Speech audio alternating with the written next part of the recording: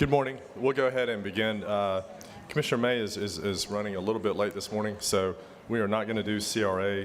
What we're going to do is go ahead and begin agenda review for the April 4th meeting this evening. We'll begin agenda review, then when Commissioner May is here, we'll break and go into and address CRA. So agenda review, do we have anything that's going to be added, Madam Council? No, not that I'm aware of. Commissioner Burgash? Nothing for me. Commissioner Kohler? All right, I had a couple things. I believe they've made it into the amended agenda. Mr. Administrator?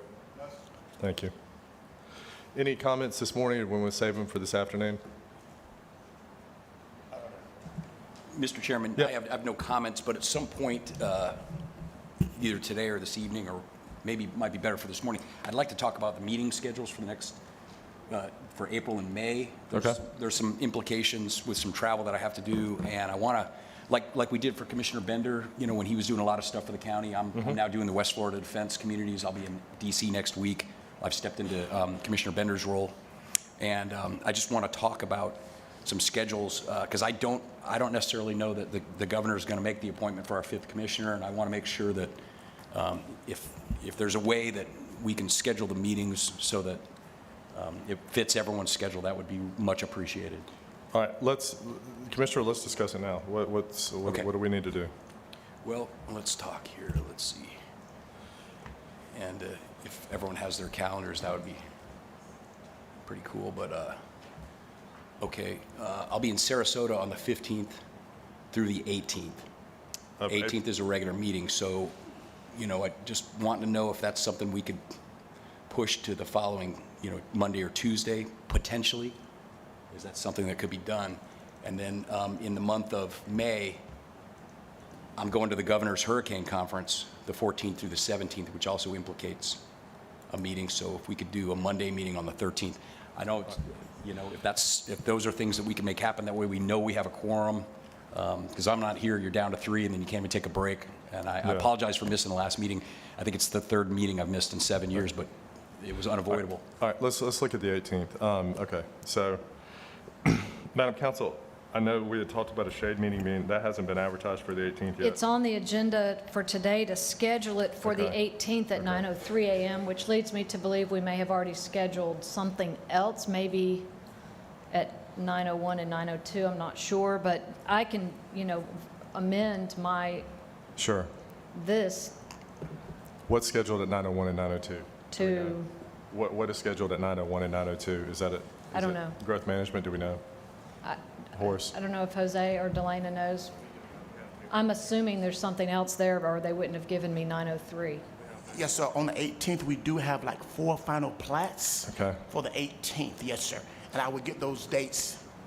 Horace, I would get those times. if we rearrange the schedule and put it out a couple days, what implications? We just have to be able to get things into the Sun Press in time to correct. Yeah. So it would be really helpful to have specific board direction on the date that we're rescheduling to and what time you'll be commencing so that we can make adjustments accordingly. Sure. Gentlemen, the following week, the 22nd, 23rd, 24th, 25th, oh wait, 25th, no. Monday, Tuesday, Wednesday following? All right. Okay. Monday will?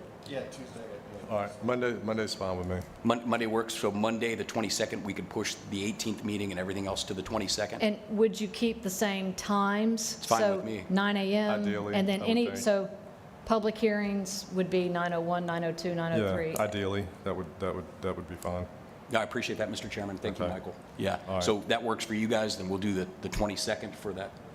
All right, and Much then, appreciated. what was the second issue, Jeff? I was looking at the first issue. The second issue is the Governor's Hurricane Conference is in West Palm Beach on the 14th through the 17th. So I believe we have our meetings on the 16th that Okay. day. Is that correct? We have. Yeah, well, on the 16th, yes.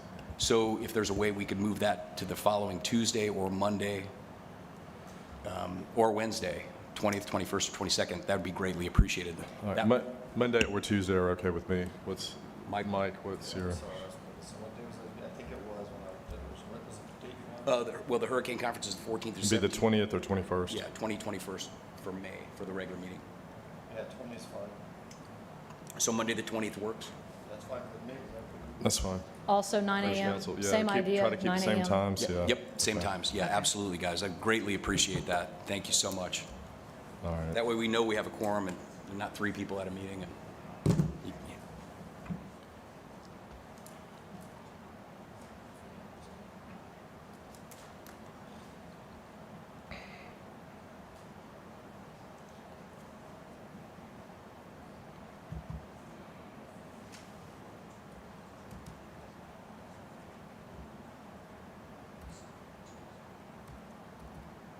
Okay, so we're now meeting on Monday, April 18, and Monday, May 22nd, May 20th. So Monday, April 18th, and Monday, May 20th. Perfect. Thank you very much, gentlemen. Appreciate that. I'm sorry, move to Monday, April 22nd, and Monday, Right. May 20th. Okay. All right. Jeff, is that it? Okay. Yes, thank you. All right. Do you have a list of who's doing the proclamations? Okay. All right, so we have the proclamations.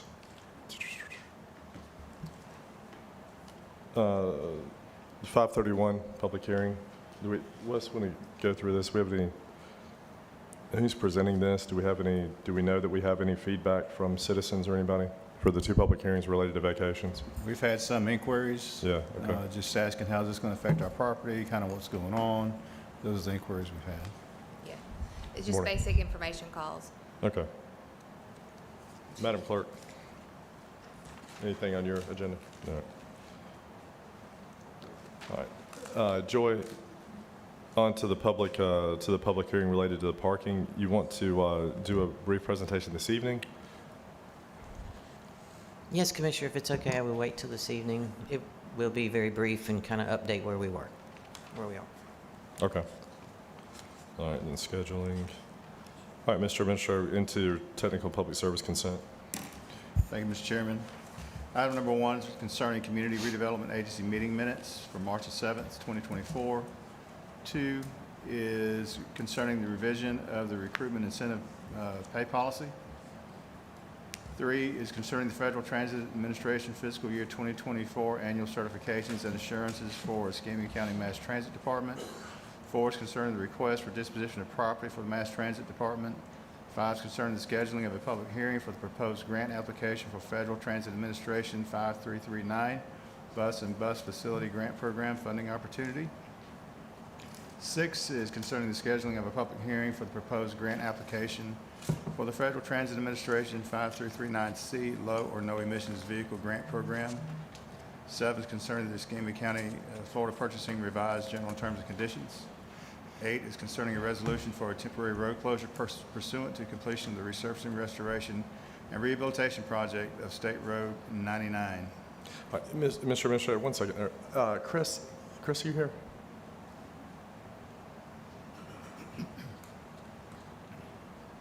So, and forgive me for not asking you this the other day, Chris, but I had some questions yesterday about Beulah Road itself. And we currently have, DOT has taken it to the interstate, to the overpass. Is that correct in this swap? What's their jurisdiction? exactly? It goes from Mobile Highway north to Isaacs Lane, where the interchange will tie into Beulah Road. Okay, so I'm sorry, so it stops at the Y? Yes, sir. Okay, it doesn't go to the actual overpass? I know that's only another quarter mile or something, but, It's very short, but it's my understanding it stops at Isaacs Lane. okay, all right. And is this related to their portion or our portion? This is their portion. This is part of their resurfacing project. There's a pipe south of 9 Mile Road near Beulah Church Road that needs Okay. to be replaced. And Okay, it's a that's all this is. All right. 3-week deal. All right, and the Triumph ask that we have in for related to Frank Reeder Road. Yes, sir. Okay, all right. That will just be the plan that we've had for several okay. years. All right, so I guess the western terminus of that, does that include improvements at the actual intersection of Frank Reeder and Beulah? It will, yes, sir. Okay. Turn lanes throughout. So the Triumph project, if someone were to ask me how far west that would go, it would go to the right-of-way on the west side of the current Beulah Road. It's actually going to go a little further west than that because Okay. we're going to add a turn lane on that section of Frank Reeder on the west side of Beulah Road. to make everything match up nice and neat there. Okay, so it'll extend to basically the right-of-way west of a new turn lane that doesn't exist now, a That's little right. bit west of Beulah Road. That's right, yeah. Okay, Just a all few right. hundred feet. Okay, but we're actively moving that forward. Yes, sir. We have, I believe we're real close to having a complete 60% design on Frank Reeder, and then that will have a very good cost estimate that will roll right into that Triumph application. All right, and are we, and I know we may not be there yet, but from at least my conversations, it's better to have more conversations with staff there, prior, or are we actively engaged with staff currently, even before making even though we don't have 60% plans done? DOT staff. You're speaking to DOT staff?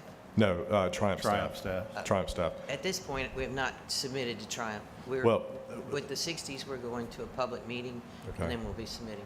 We All right. have met with Rick Harper. Okay, is that the meeting that was a while ago, Yes, though? yes. Okay, My we need to, mistake, I'm sorry. yeah, we need to kind of re-engage with Rick and with the staff there to, even though we're not ready to make an application, we need to just begin the conversation a little bit more expedient if we can, just so that we can get any feedback from them if it needs to be incorporated. Sure. Okay, all right. Jeff? Oh, no, I'm good, Okay, I'm sorry. all right, sorry. Yeah. Wes, sorry. Thank you all. Thank you. Budget Finance Consent Agenda, item 1 is concerning the Community Redevelopment Agency Annual Financial Report Fiscal Year 22-23. 2 is concerning the cancellation of residential rehab grant program liens.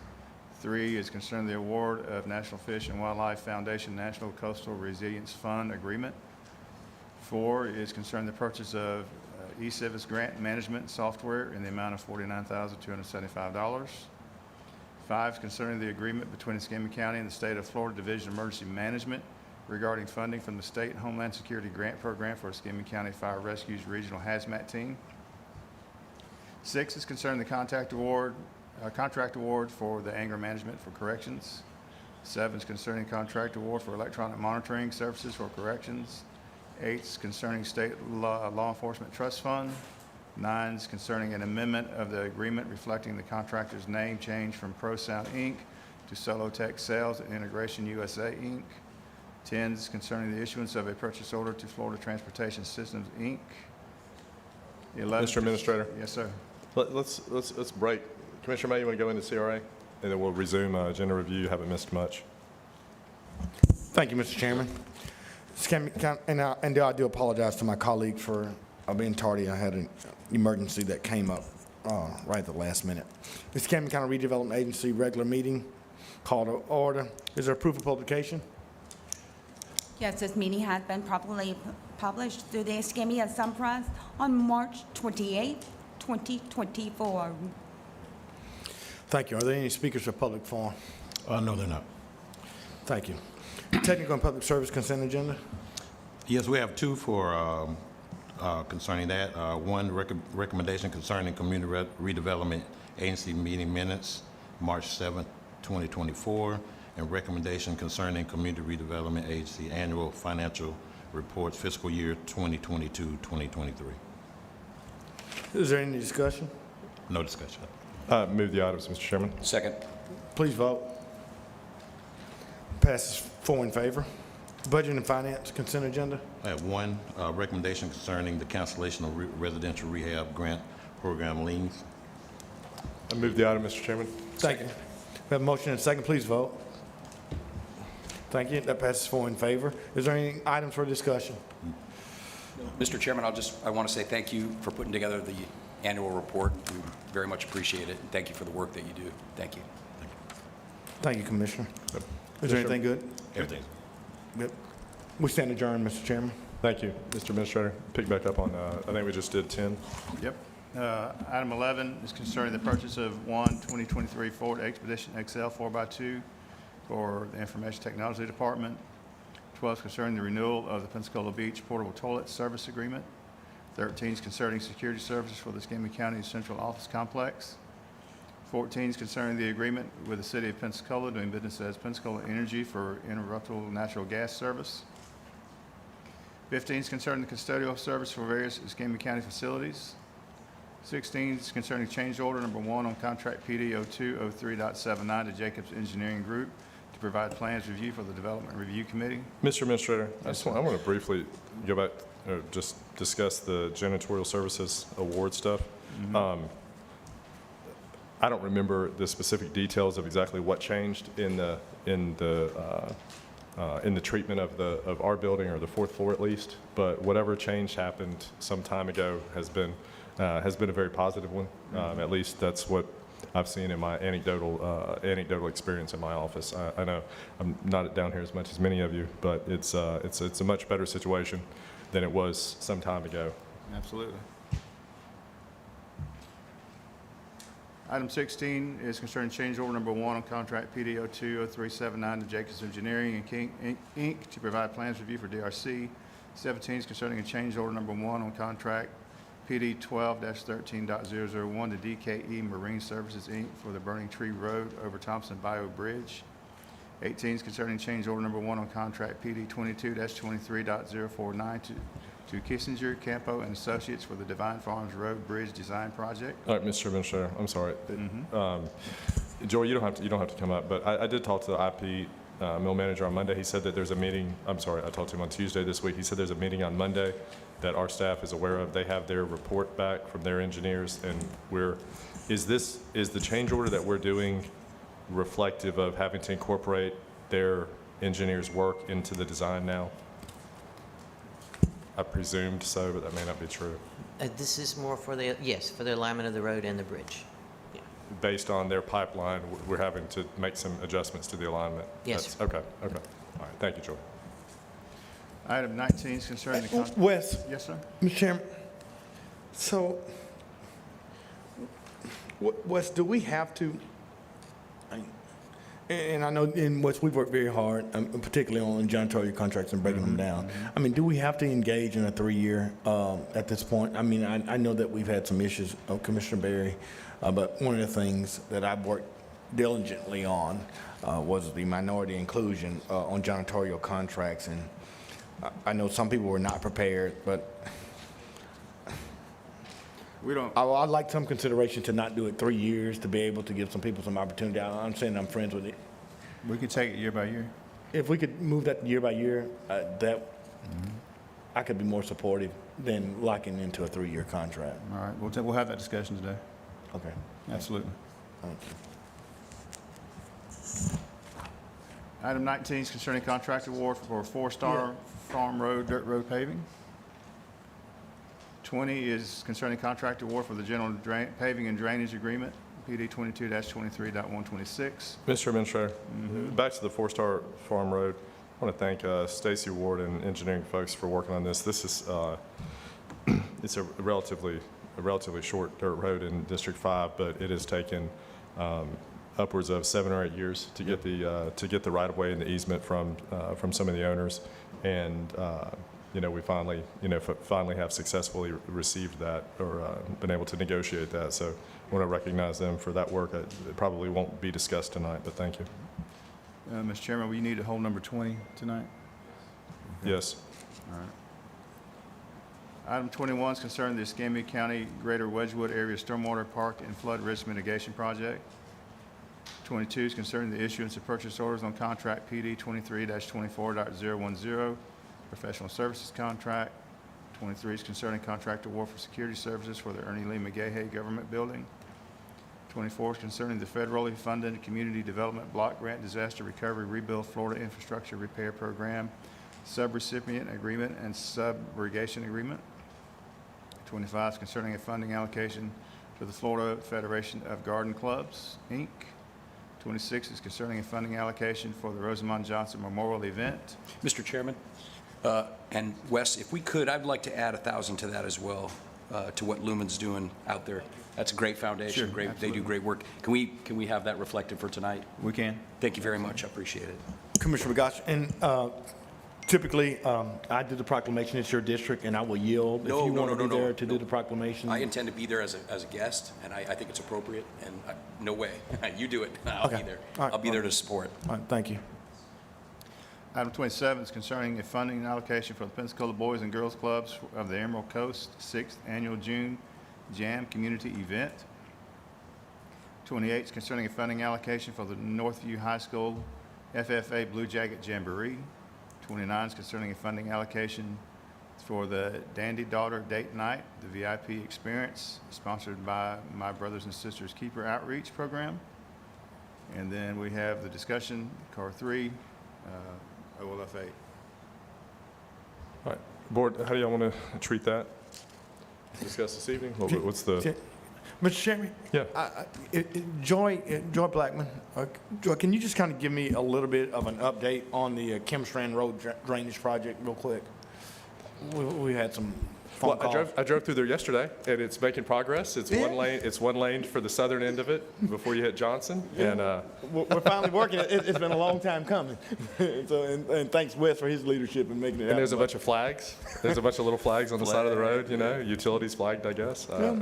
People been waiting. It's been a long week. It is, and there's a lot going on there, drainage and water and sewer work being done. They're upgrading the lines that are there, so ECUA is working with us on that. So unfortunately, I do have a change order that we're processing, and it seems like I'm having a few of those lately, but some of that will be carried by ECUA, things that were located that they didn't know they needed to replace.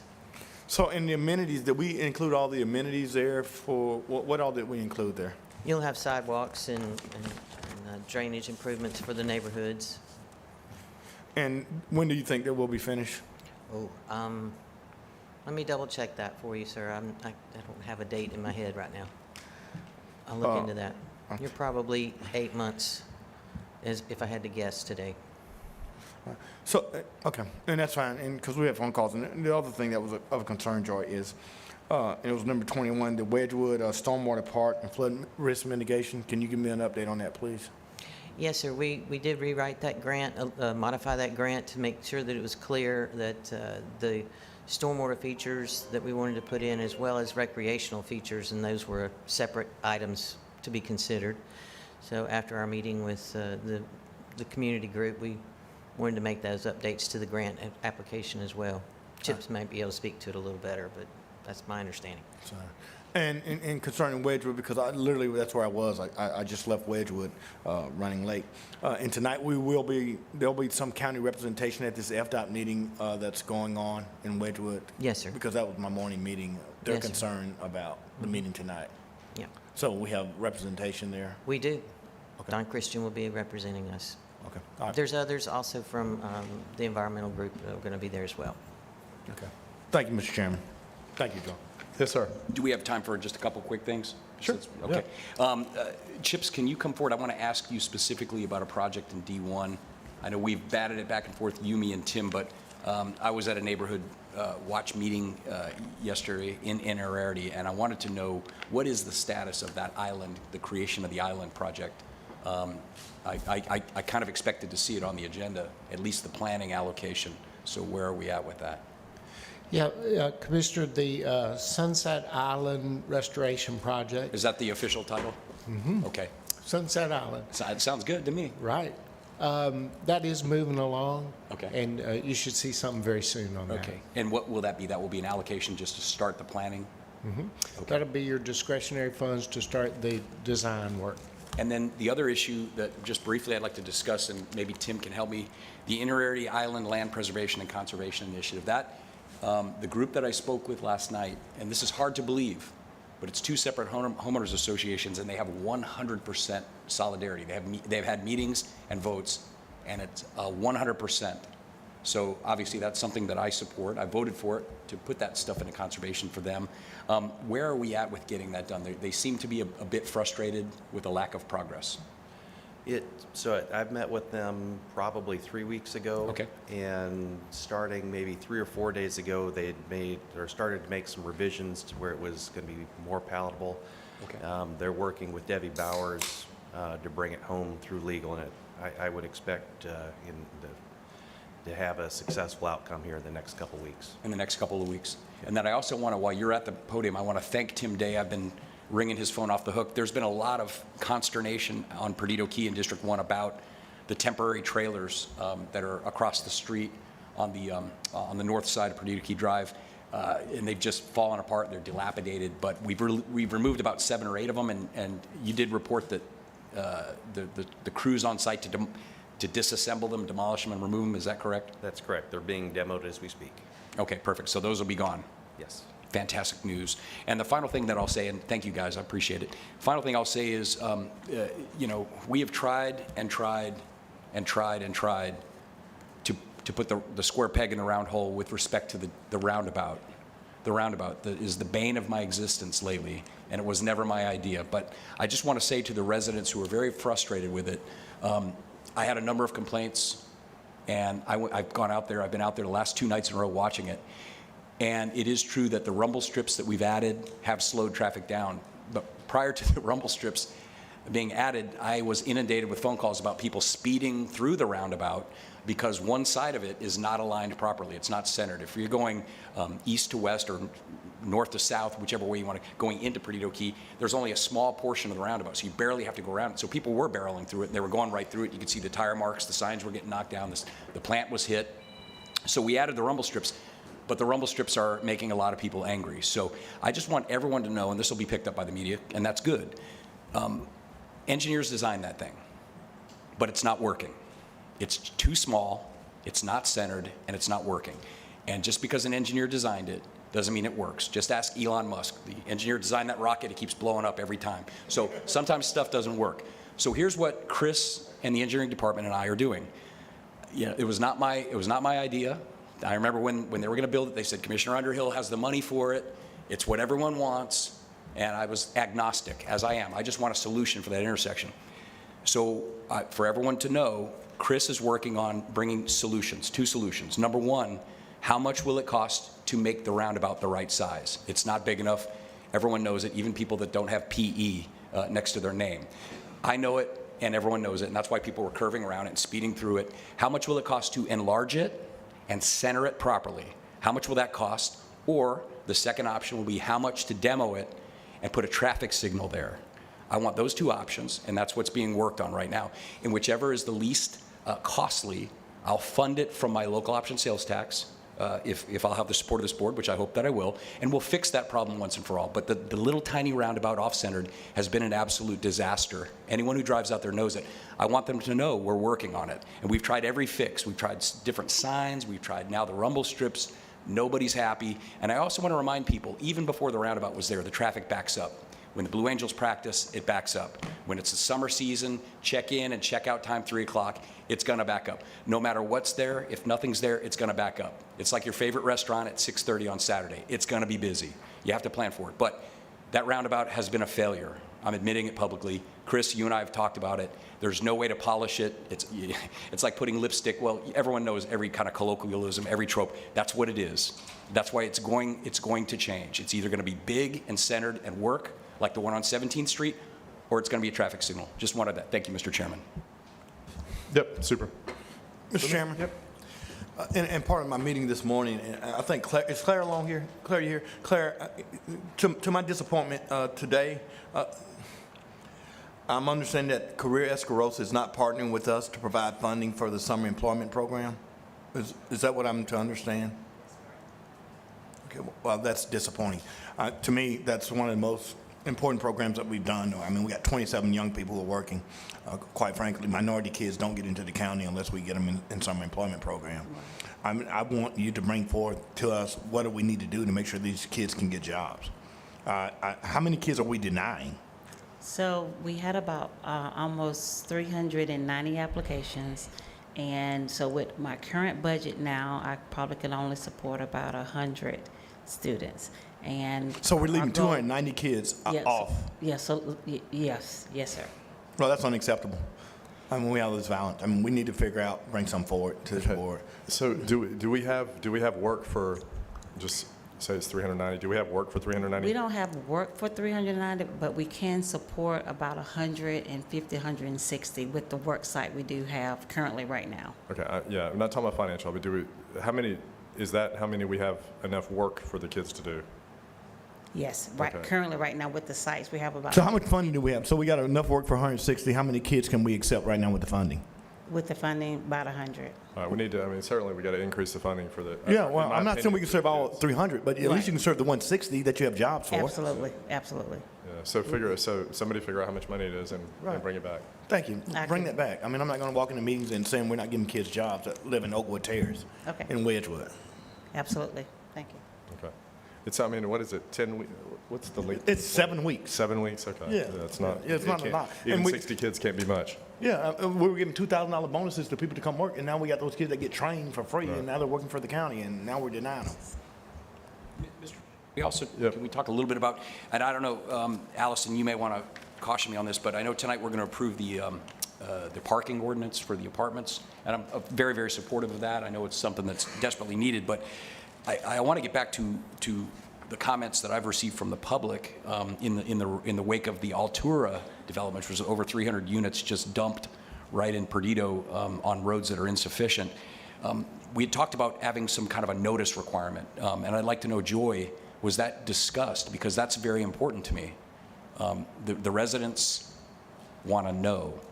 And I'm fully supportive of the parking requirements. I know we batted it back and forth, but was it discussed, the notice requirements? Because I think it's very important. Relative to the parking ordinance? Well, relative to any kind of adjustment we're making on the land development code or any portion of it, residents are angry. We don't have concurrency. We don't have traffic concurrency. We don't have impact fees. I've brought that before this board in 2021, after the election. Not before it, after, and I didn't have support. But this is something that I think is minor, but it's something that it's needed. That way, the folks can voice their opinions, and they can, because there's a lot of people that are, frankly, they're very upset about it, and I'm with them. You should know if that's going to come in your neighborhood. And frankly, if you're going to put that much impact on the roads, there should be some requirement for the developer to kick in his fair share. And I've been saying it over and over. So back to the question, is that going to be part of what we're approving tonight? And if not, why not? Because I brought it pretty vocally and pretty fiercely. Yes, sir. Is that a word? It is not a part of this ordinance. This ordinance is specifically about technical issues. It's certainly something that the planning board could look at in bringing forward to you.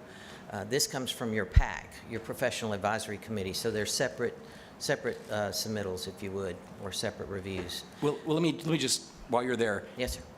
is that reasonable, Mike? And is that reasonable, Steve? Is that something that we can reasonably do? Provide a notice requirement if we're going to put a large development in an area? I think it's reasonable. Help me out. Steve? Yeah, I mean, I kind of thought we did, but. I think it's what the residents want. That's what the citizens want, particularly when they wake up one day and they see that something is going to be built. Now, I understand if it's within the codes and ordinances and it's zoned for it, it can happen. But I still think the residents have a right to know. I will tell you, I've dealt with this in two different things. In District 2, Mallard Landing, you guys were out there with me. Engineering, where we got beat up on that, they didn't know. And then Plus Landing in District 2, we've had two different meetings. And I do think that if we at least put a notice out there earlier before they, had the burn and several of the properties were damaged, could have helped. So I agree with that. All right. And the final thing while you guys are up here, we brought traffic mobility fees. We brought concurrency. I want to see that. It's every other county has it. And I know we get the 1 cent penny sale tax, and that's great. But every other county that has some form of impact or transportation mobility fees or concurrency, they've got the penny too. So to me, I liken it, in fact, I spoke at a Sertoma this morning. I liken it to all those years where we were collecting 4 pennies on bed tax, and all the counties east and west were collecting 6. And we couldn't even get to 5 because people, were so upset and angry. Now we have the 5th cent, we can finally do something with the Bay Center. That's the same as this. And, I don't necessarily know what the best option is, but some form of concurrency, which will allow the developers to pick more carefully where they site these big projects, unless they want to pay. I want to see that brought, and I believe, hopefully, I'll have 3 votes. I've not had 3 votes on that before, but I'd like to see that again. Okay. Thank you. Just for informational purposes, the notice that we have today is on, if there were changes in zoning, obviously you know what those are, but. I'm going to vote for it. Okay, but what we have for today in typical DRC submittals is the agenda package that gets published. And that's pretty much the public notice that we have. Those meetings are public. But outside of that, we don't post the sites, those sorts of things. So we'll look at different iterations of that for you. Hey, Joy, I have one question, if you don't mind, Mr. Chairman. So I know the planning board originally on the parking was against it. Did this go back on the modifications and did they vote on it? No, sir. Why not? Well, because we didn't really make much in the way of modifications, we brought you some more information. Okay. The PAC had already voted. The planning board is actually not the authority on this type of issue. They do make recommendation, but your authority is your PAC. Thank you. All right, Board? Joy, when you say the authority is a PAC, what do you mean by that? They're the ones that do the review, the technical review for technical issues for your land development code. They make your recommendation forward to you for your final approval. So, but what's the authority of staff? The recommendation comes strictly from the PAC? The staff will make a presentation to your PAC. Your PAC will modify that in the way that they feel is correct. They listen to the public input. They listen to the other professionals in the community relative to the Home Builders Association as well as the Florida Engineering Society, and then they make the final recommendation. Thank you. And Jeff, I concur. I mean, public notice is, I agree with you. Did the PAC look at this, or was this just staff changes that are coming to us tonight? This started with the PAC recommendation. We have But not. after the modifications, did they review them and have concurrence with you? The modifications from the PAC? Yeah. The originally? modifications, there really weren't any modifications since the PAC meeting relative to the number of parking. All right. I just like having some oversight before we have to make the decision sometimes, but that's fine. And Mike, since we're here, if I might, Mr. Chairman, since we're talking about traffic, because traffic is the number one problem. It really is. We're a growing community. We've got various events. Traffic backs up. I know you had an issue in District 2. It bleeds over into District 1 on the west side. But with respect to the Blue Angels, I mean, we have to be very, very careful. As you know, I don't want to do anything to jeopardize that mission. And with the Department of Defense contributing 52% to our economy, we have to be careful. But I think there are ways to manage that traffic, which will improve the traffic flow through District 1 and 2. And, you know, I understand there's a meeting on Monday. If obviously I can't come if you're going to be there, and you're going to be there and I'm not invited, but I will give my 2 cents worth here. The traffic going to those shows should be pulled onto the base. There's a long, Radford's a long, long road into the museum parking lot, and you can do the vetting there that gets those people off of our roadways.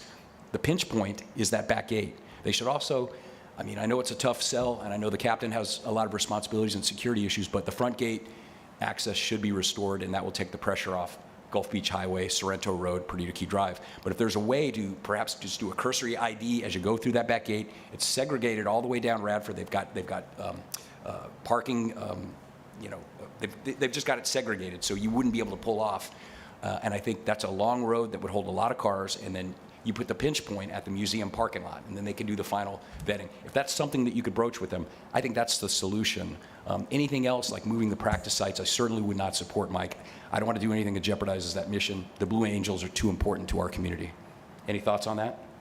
Well, since we can talk. Yeah, so I don't want to make an independent decision, but I will tell you what I did. Obviously, I don't know if anyone else, I'm sure you got some calls. I've had a lot of I've never had more calls in this job than in the last week on this. I mean, I think we probably had 80 to 100 calls, probably 50 emails. And so Congressman Gates' office called the office and said, what are you doing? It's a multifaceted approach because obviously it's federal government. They have to worry about force protection. That's the number one mission first. But Commissioner Bergash is right. We don't want to do anything to compromise the Blue Angels or the museum that we got to back open. But there's multiple options here. That's one. There's options. I actually think the front gate, I don't believe that when the base CO got the approval to do the west gate, that was in the best interest. You got a 4-lane road basically for 100 miles until you get to Navy and Brancas, and then for the next 15 miles to the Alabama border, you go through residential property in 2 lanes. I mean, it just doesn't even make sense. But that's what they agreed to. So we'll bring that up, and that would provide some relief, maybe. But that's not a decision that the skipper can make. He has to get that from higher authority. But the problem is next week we have defense communities in D.C. and we're up there lobbying for $50 million for a hangar on the base. At the same time, if residents are calling saying, I heard, I was inconvenienced by traffic from the jets. I mean, it's just the cognitive dissonance that we don't need. We're trying to protect those missions. We're trying to advocate for millions of dollars. That's why I'm going to DC next week.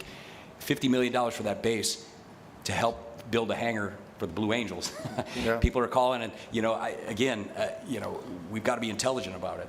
And we don't want to talk about moving practices. We want to keep them right there. There's more intelligent ways to use the space that's there on that base. And I would simply say there was a mini enclave project for many years. I watched them build it. They have separate checkpoints on Radford coming through and on Taylor. There's ways to do it and bring that bottleneck from that back gate to the gigantic museum parking lot and get those cars off of our roads. I mean, if they want to make all the the money for MWR out there, then they got to help us with that. And I think that's a solution that you could bring Monday that makes sense. Look, it's going to be an all hands on deck. I know, Chris, I want to give you some credit. You put some stuff together from engineering quickly. I appreciate that on Gulf Beach Highway.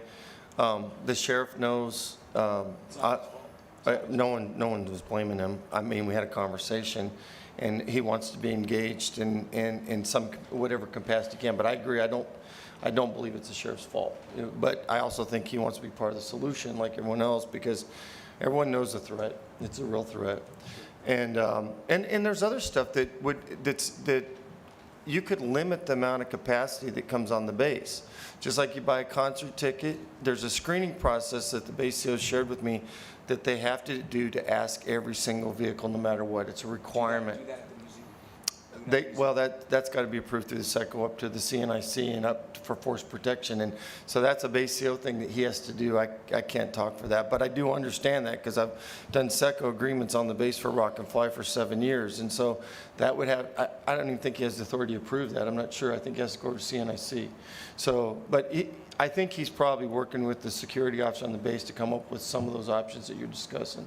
So it'll be a healthy discussion, but couldn't agree more. No one wants to lose anything on the base. It affects all of our communities, not just District 2. When you're talking about that kind of money that comes in, but it's the students that actually bring the money in. If you ever heard Lucky or myself, the Blue Angels are a recruitment tool, but they're our image in this community. They're on our logo for the county. But what actually is the mission of the base is to train, equip, and support the warfighter. And that's it. That's what it is. And that's the 60,000 students that come through here, the GS employees, the SES, the officers that are out there every day training. That eventually some of these people go out to Whiting Field, a lot of them that train eventually out at NAS. So I totally get it. Trust me, I spent more time on that base as an XO, as an OIC, as the biggest fundraiser. Got married on the base. I'm going to be planted out there someday. So I love the base. I don't want to lose anything on the base. So there's no one more committed to not losing anything. But the citizens that live around the base are very frustrated. And so they need to hear that we care. And Mike, I mean, here's the reality. I mean, and you represent those citizens that live there. But let me just tell you, we can't promote the naval base as one of our #1 tourist attractions. And let me tell you, this board has been very generous. I know since Commissioner Berry and I've been on this board, to the Flight Academy, the Naval Museum. You can't make it inconvenient and continually to say that you want tourists to come and inconvenient citizens. We know the #1 priority of any base is the protection and safety of our country. But as Jeff said, we have to be innovative. It's not anybody's fault. It's not the federal government. It's not the state government. It's not the county. But we have to work together, and they have to compromise. I'm telling you, it's very. I think my aide and I went out to a birthday party at the Officers Club, for a 100th-year birthday party. It's inconvenient to get on. It's just very inconvenient to get on. And so if we live our life in fear, I mean, because of what happened, I mean, we'll always be that will be inconvenient. I'm not going to live my life in fear no matter what happens. Right. I mean, I don't live in fear. And so the reality of it is we need to work that out. I mean, we've given millions of dollars for tourist dollars for the Flight Academy and for the Naval Museum. So we've given our part. So we have been active partners, and unfortunately, you're having that issue of traffic. But I tell you, people that I represent, we can't get on the base. You know what I mean? And so we have to decide whether or not we want citizens and locals to come on the base and enjoy the amenities, or do we not want them on the base? But you can't make it so challenging that I can't get on the base. And, I mean, it's 2 days worth of paperwork. I mean, your IDs, and then you got to wait in a line, and then you get bottlenecked. I mean, and then you come and you say you want tourist dollars and you want people to come to this base. You want people to come to the flight academy.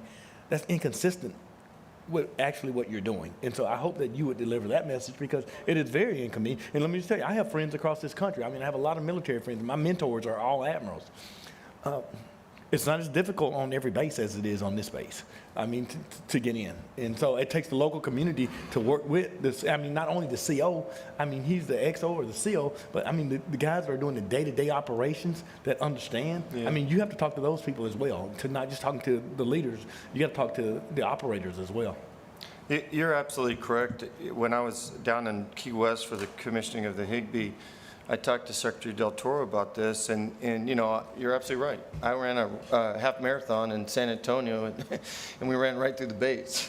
And as you got on the base and the airport, the general said, "Thank you for coming. Come to the museum at Fort Sam Houston."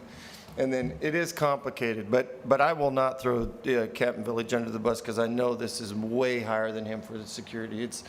But you're correct. According to Darren over at Visit Pensacola, the museum's the second highest visited site in Escambia County. We spend millions of dollars promoting the base. Yeah, I know. You're promoting, you're taking millions of tax dollars to promote something that it's inconvenient for people to access. That's inconsistent. And I mean, I don't know how you can be supportive. I mean, it needs to be accessible. And now, safety first, I agree with you. But we need to work that out. I mean, as Jeff said, be innovative. I mean, someone that's sitting at the Pentagon doesn't understand that you can move a pinch point past the Naval Museum, that they won't even get into the high security areas. Right. You know what I mean? That's right. I mean, there are innovative ways that you can do it, but there's a lack of communication, and that's your deal. You're ex-military. It's your district. But I would hope that you would convey that, because there's opportunities. I mean, because people want to. I mean, I think that people should enjoy their naval base that live here. But people that live here don't even want to go there because it's so inconvenient. No, when I drive through the front gate, and I live right by there, it's 20 minutes. And you're like, it is inconvenient. But I've just grown to accept that, because it's just part of the mission sometimes. But what I really want to do is articulate the support, because kind of what Commissioner Burgage said, I know that the county supported the base. We've done it with the TPO, right? And so we want to make sure that message is there. And so, because things can get out of control pretty easy, and the NASP CUS study didn't really help us at all, in my opinion. So I get it, and I'll articulate that message the best I can. Well, you have our support. What we're saying to you is take the charge and lead it. And the final thing I'll say on it is the Flight Academy is amazing, incredible. I was on the base on Thursday, and like you, Mike, I've spent many, many years on that base, worked there 18 years. The company I work for now, we're rebuilding a number of buildings on the base. So I have an ID card like you do. I get in a lot easier. But that that National Flight Academy is an incredible asset in our community.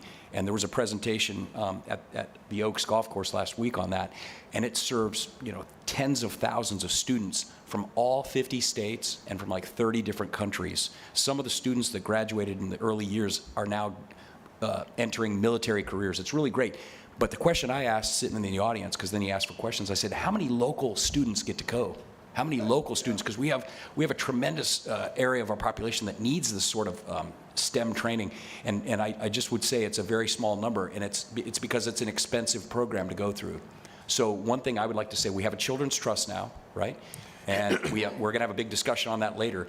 I would like to see students from our Title I schools, the most severely disadvantaged schools, get scholarships to that flight academy. I want them to have the same options that the rich kids from around the country get, right? It's a very small percentage right now. So, Mike, we have almost none. It's a very de minimis. So, well, Jeff, I remember when we need to have Dale was there. I think we gave him like $100,000 for scholarships. I don't know if that still exists. Maybe Wes or Steve. We gave money for scholarships. I don't know where that is, or is this happening or not. We need to really watch that along with the school board. We have students in this community, frankly, have never even been to the beach. They have tremendous poverty, Amen. no mom, no dad. And they're going to schools, Title I schools that fail every year, right? And I'm not blaming anyone. It's just, it is what it is, right? I want those kids to have that experience. We have the Children's Trust generating $10 million in taxes. We should put our thumb on the scale here, right? And make sure that our kids from Title I schools get a crack at that program. Jeff, I mean, and I'm glad you brought that up, and you know, there's not a big advocate in this county for black and brown and poor children than I am. And you're absolutely right. Those kids at Montclair and Lincoln Park, it's a shame, and you just brought that up. And CAYs and Ansley and Warrenton, it's a shame that children from across this country get an opportunity to enjoy a flight academy, and children that live in Pensacola Village and Oakwood Terrace never get exposed. I don't know. Let's change that. Let's change it. I hosted the Black Aviators when we had the first African American who's gone to the moon here, and I did that at Legion Field, and we brought from across this country probably 100 Black Aviators. And you're absolutely right. It was about exposure, because our children don't get that exposure. And it's kind of like saying that, we live on, on the coast and we live on the beach in inner city and poor kids can't swim. It's another travesty that we're the cradle of Navy aviation and we don't have any minority kids or pockets of poverty that are going into aviation. That's shameful. And you're right. Whether it's our money, Children's Trust, you'll find my support. That's for exposure. If we're going to have this collaboration and work with them, Mike, I think that's the conversation.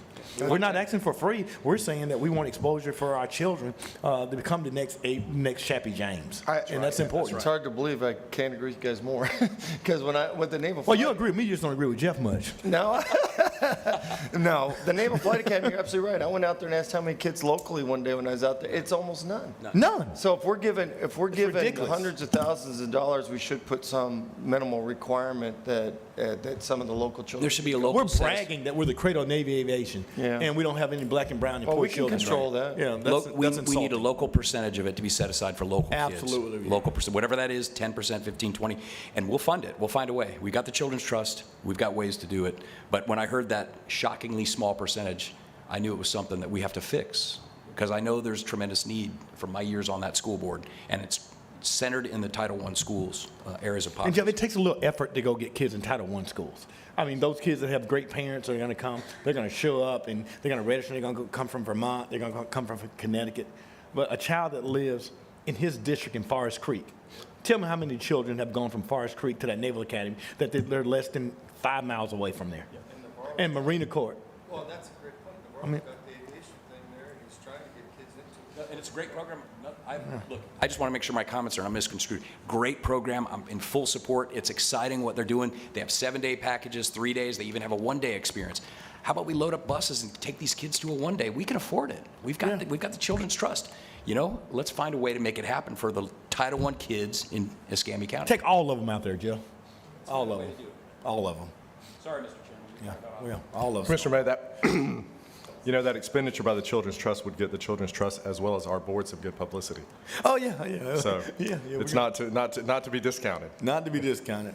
We'll cancel an ECAT ride and take all the children out there. I love it. Yeah. Board, Madam Council, do we want to discuss either one of your items, or do they need discussing this morning at all? I don't think so. We're just scheduling a couple of things. I would remind the 4 of you that we do have a shade meeting at 3:30. It's very important to have all of you. Wait a minute. On the scheduling thing, it was the 18th. Are we going to move that scheduling? Yeah, I'll verbally amend it this evening to Okay. be April the 22nd at 9:03 a.m. on my second item, but today is at 3:30 in here, and we have to convene in here at 3:30 this afternoon. And again, I appreciate you guys moving that schedule around for me. Thank you very much. Thank you. See you at 3:30.